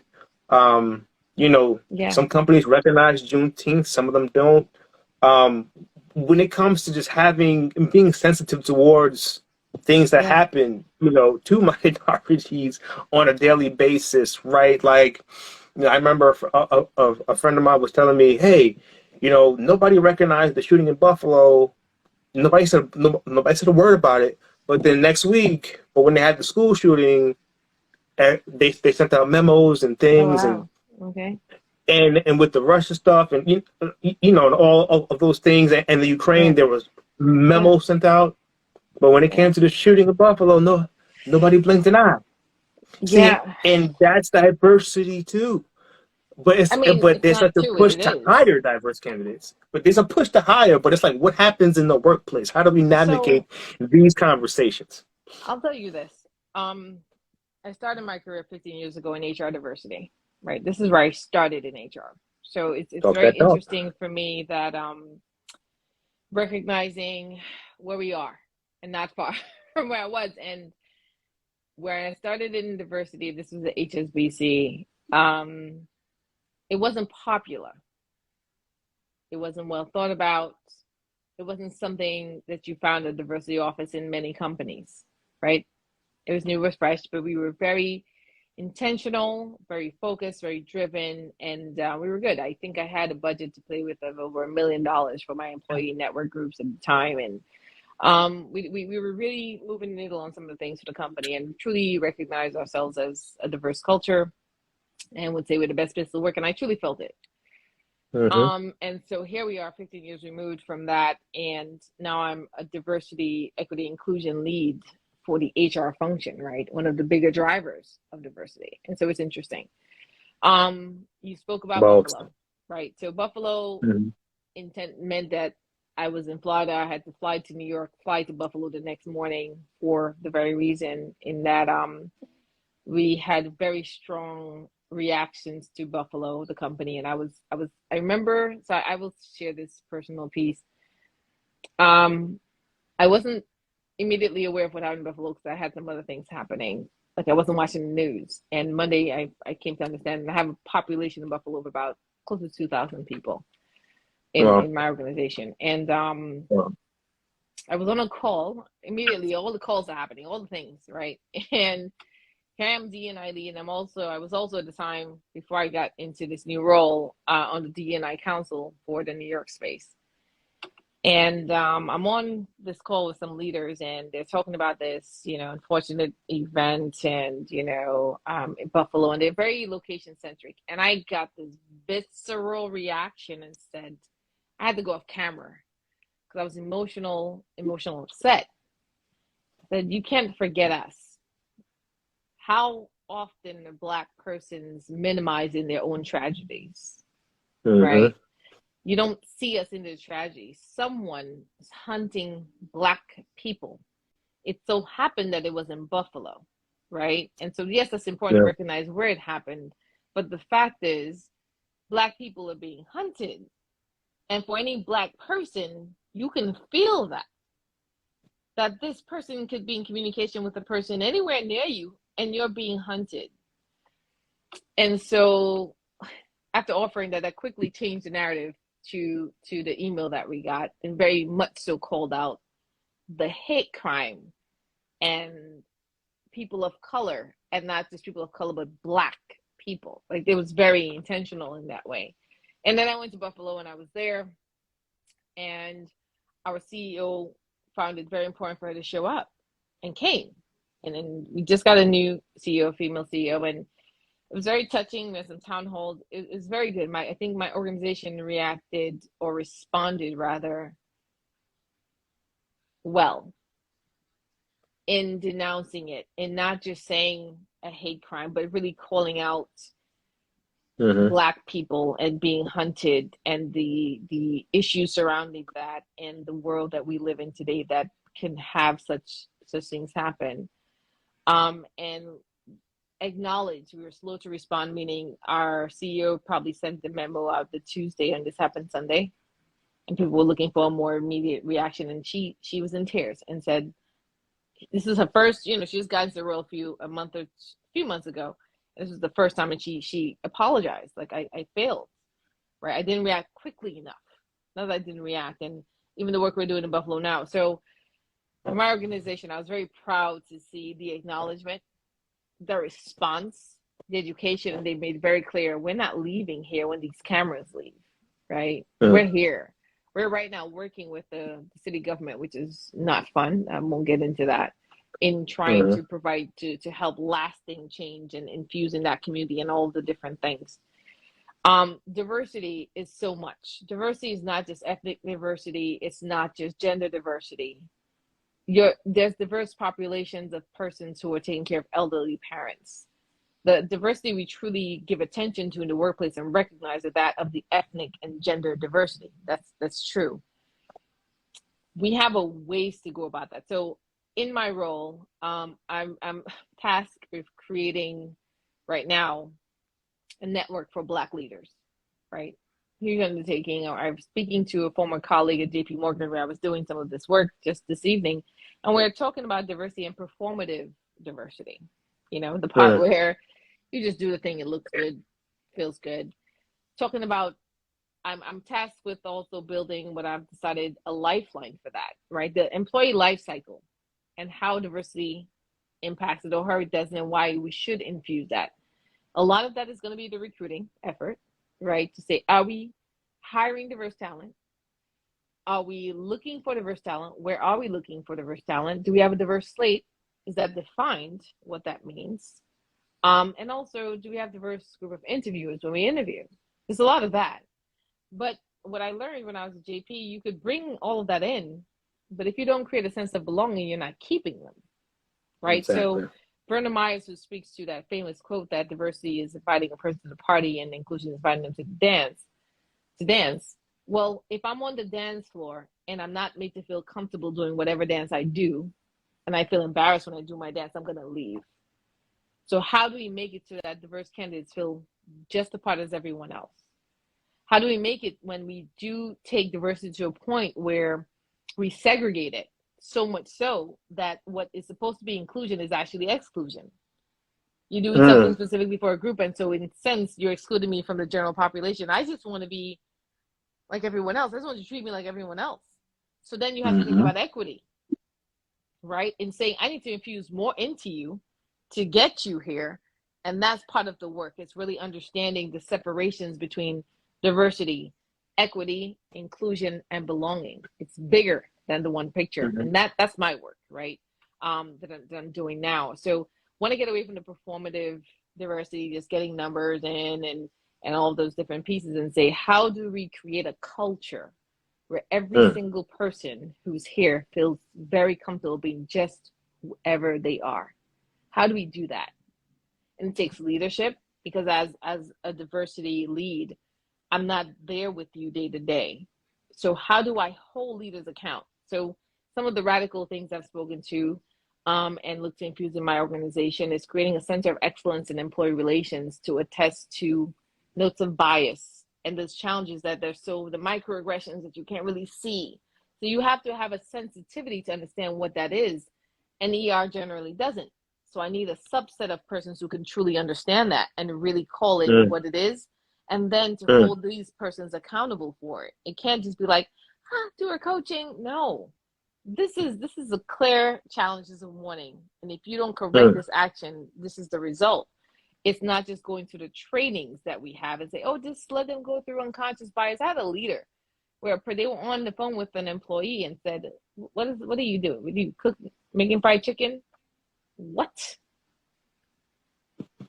Yeah. These things happen. Yeah. These things absolutely happen. Do. And I get to see so much of it. And so, diversity in the workplace is really addressing the micro and macro aggressions that happen because persons who are biased or just blatantly racist exist in the workforce, and we'd be foolish to think they do not. The systematic issues where persons, there's a thing I was just speaking to our head of diversity about, and not being a part of that team. And it's this idea of deficit versus potential. Sit in meetings all the time, sitting promotion meetings, all of these different pieces. And so often you find that where we're discussing a candidate or a person of color, there is some level of deficit, i.e., there's something we need to work on. If we just develop them, and I was talking to a CEO, one of my CEOs in one of my groups, who said, yeah, I want to bring people on, just really, want to do the right things, right? And said, so we have to get some development programs. And I literally said, well, who said they need developing? Why is it general assumptions that persons of color need something developed, built, grown, etc., for them to move to the next level? Whereas persons who are white, it's generally they have good potential, put them into the role and we'll see them perform.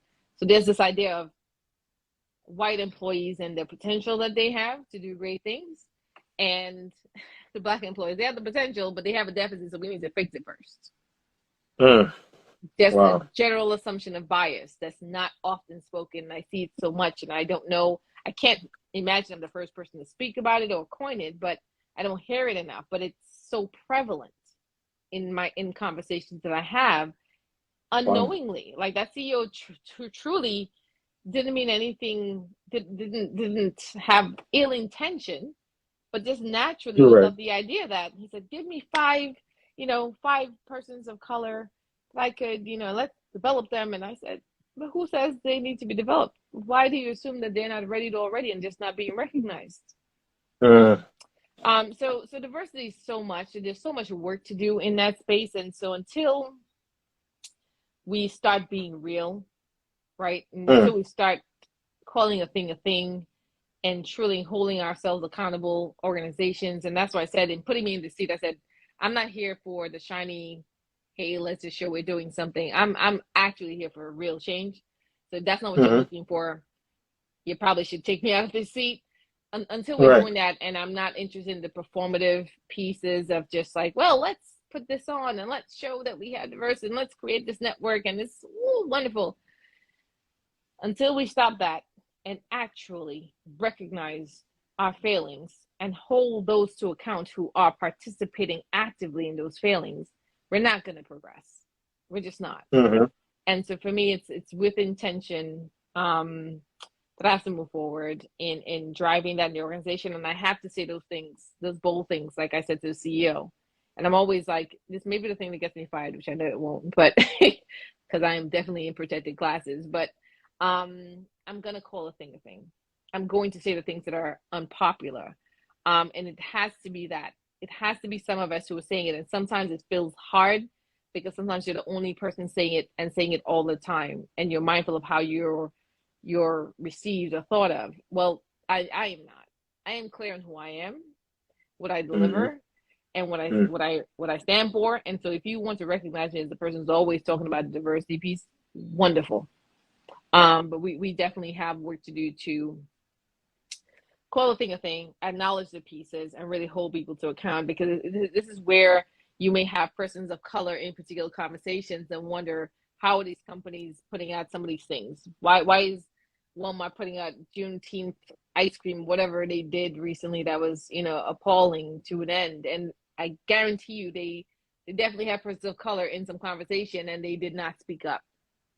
Sometimes it's Right. that. And as much as we say it, a lot of the It's times I've exhausting. sat in conversations where people are tired or people are Mm-hmm. afraid. And what you need is people who are bold and who are going to call the thing a thing, even if it means it's not popular. Yeah, you do. I don't know if your company recognizes, but does your company recognize Juneteenth as a holiday that you have off, or no?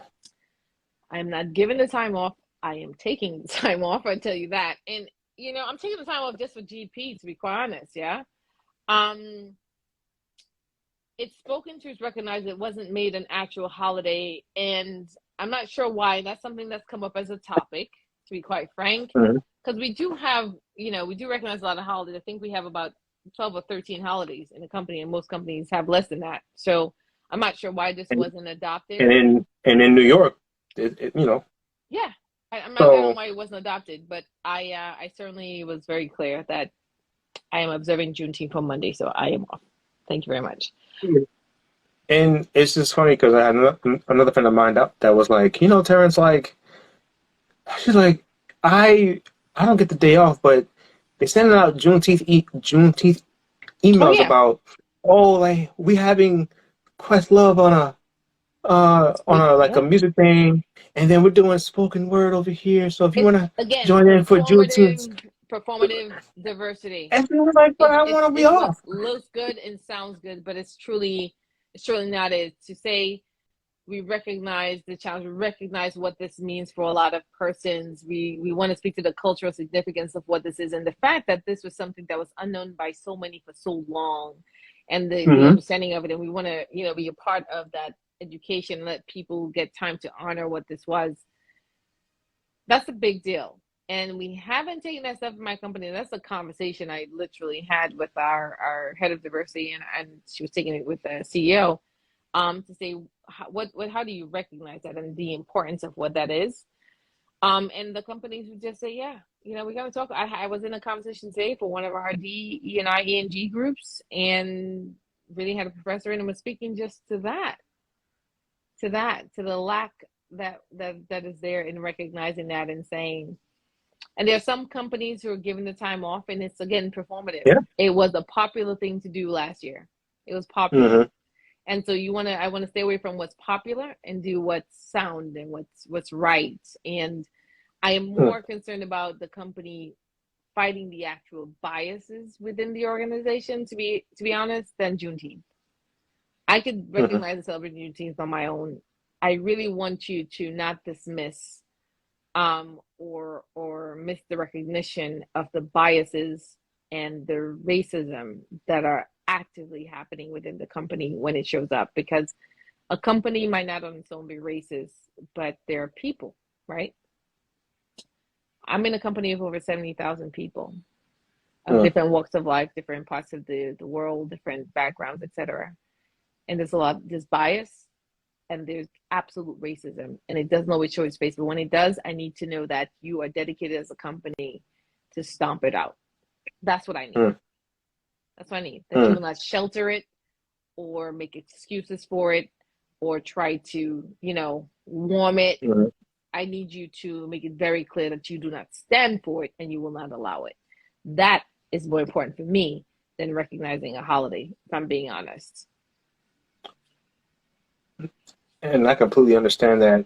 And so my final question for this is, if somebody says, Stana, I'm uncomfortable, I want to speak up about things that, the micro or macro aggressions that I've seen, at this job, but I don't know how to navigate those conversations. Yeah. Or who do I talk to? I need this again. I need this job. Um, I don't want to face any backlash or Yeah. retaliation. Even if it's on the low, how people do things. So like, how do I navigate those conversations?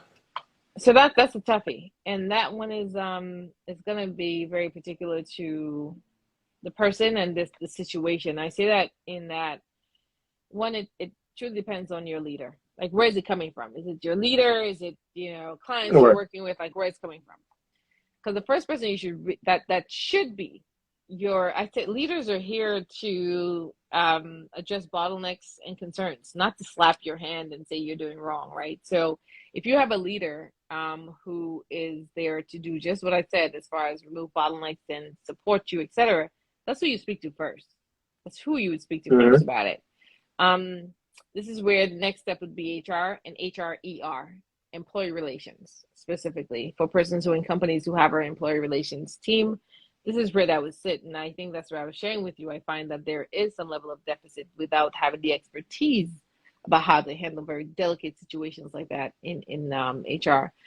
The additional piece is most companies have a very hard zero tolerance retaliation policy. Mm-hmm. And They do. the part that people miss at times, hey Mike, is the protections that are in place for that. If you raise your hand and you share this is what you've experienced and you give that, and it's your manager as an example, and that's Mm-hmm. noted and it's memorialized in what I call discoverable information, i.e. if we go to a court case, it's discoverable, we can't delete it, it's there. I always say that memorialize certain things in email because Yep. it's discoverable. So if you report this to employee relations, it's discoverable. And Mm-hmm. that way, it makes it very challenging if your leader takes any adverse actions against you that they don't have really strong grounds for substantiating. Literally does, right? So I certainly understand when people are fearful, right? And that's what I'm saying to you. Find out if your company has a zero tolerance retaliation policy. 90% of companies do, especially the big ones. All of them do. And then speak that forward. Again, taking that to employee relations in a place or putting that in the email to a leader, it really shows if you ever have to say wrongful termination due in fact to the part that you spoke up, it's documented. And don't be worried about, well, I'm not here anymore. I don't have the email. everything we have is in a repository. Generally, our emails, they will erase after a year, but they go into a repository in most companies for about 3 to 7 years, right? And so I have legal holds, and legal holds means that the persons who have legal actions against the company, and that means we are not allowed to delete any information about this person. And so if you have something like that where you raised it and said manager X said these things or did these things, and that's somewhere in an email, and you took that to ER, if this person comes after you, if you will, and they did it in the way that what they have is not very concrete, unless you did something crazy egregious, right? Like you completely bought something wild and it's a strong performance measure that leads to termination. Because even if you do something and it's not so very strong, it's like, well, why did you terminate and not do a warning? So when you get into that space where you have spoken up about a thing, oftentimes you're even more protected than when you didn't. And so I say to persons, there's an encouragement from me to be bold and speak up just because you should. And I hope that we do, because if none of us do, then what happens, right? But most companies have a strong policy against retaliation. And so once you are noted as a person who raised something, it becomes very challenging for a leader to do something like that. And they'll find ways, don't get me wrong. But there's an added air of, if they come with something about a person, there's a note there that kind of lets us know that this person potentially had a case or did a thing. So unless, again, it gets to be very meticulous to really take that forward. So I'd say raise it with your leader if that's where you feel comfortable. If that makes you uncomfortable, raise it to the HR ER team. And I also say, I'll hear from persons, I spoke to HR, they did nothing, and HR is a big umbrella. And I'd say things like, sometimes it may not feel like anything because sometimes we're not at liberty to tell you what we did do, right? I cannot share with you if I have, ding the person. And we did this in one of my companies I worked for, where we would address it in person's bonuses. We'd have to bring their bonus down by a certain percentage point for certain things like that, take them through training. If we would have, so some of the things may not be visible, some of the things are visible. So there is that as well. But I think it's important to speak up, and I hope everybody feels comfortable too. And if you're not sure, again, speak to a confidant on thinking about how to message that forward. Again, it depends on the situation as to who you might bring it to. But if you're in a bigger company, you generally would have a zero tolerance for retaliation policy. You might want to get in touch with that. I know in certain companies I have been asked to speak to, our new hire populations and educating them just on that, on the fact that, there's a zero tolerance for retaliation. And so if they are experiencing anything, that they should raise it with the HR employee relations team, generally speaking. So be bold. Like I have it right here at my desk. Be bold and expectant. Expect the best and be bold. But there is support for you. And New York State provides great support.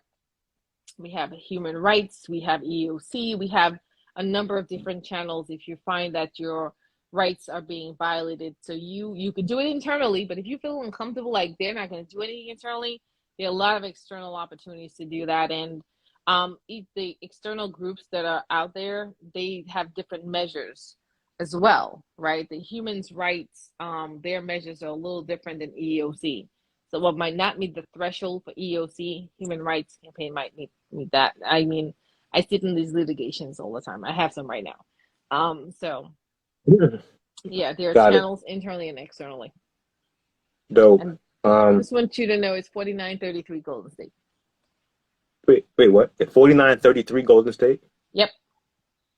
I told you it was early. That's all you know. That's Chef Curry out here trying to get that ring and that MVP. Yeah, I think Thompson just I'm sorry, I know. But yeah. Well, so I don't know if you have any questions. I think everybody's pretty good. I think we'll end it here. I think we're at the hour 45, hour and 15 minute mark. As usual. But I do know people got a lot out of this conversation. I know some people probably took notes. We covered a lot, from resumes to interviews to LinkedIn, salary negotiations, positioning yourself for promotion, building brand new, bias and racism in the workplace. We covered a lot of different things, and we put it together, in less than 2 hours, so which is pretty good for us. And please, what I'll say is, please DM Stauna if you need career coaching, nothing else. If you need career coaching, right? Please, book her. You obviously can see like she knows a lot. She has a wealth of knowledge and can definitely get you to the next level. She's been doing this for over 15 years and counting, and it is absolutely the best at what she does. So thank you for, of course, always sharing your knowledge. I know, yes, and her services do cost. What she did here was free, It but her was free. services do cost.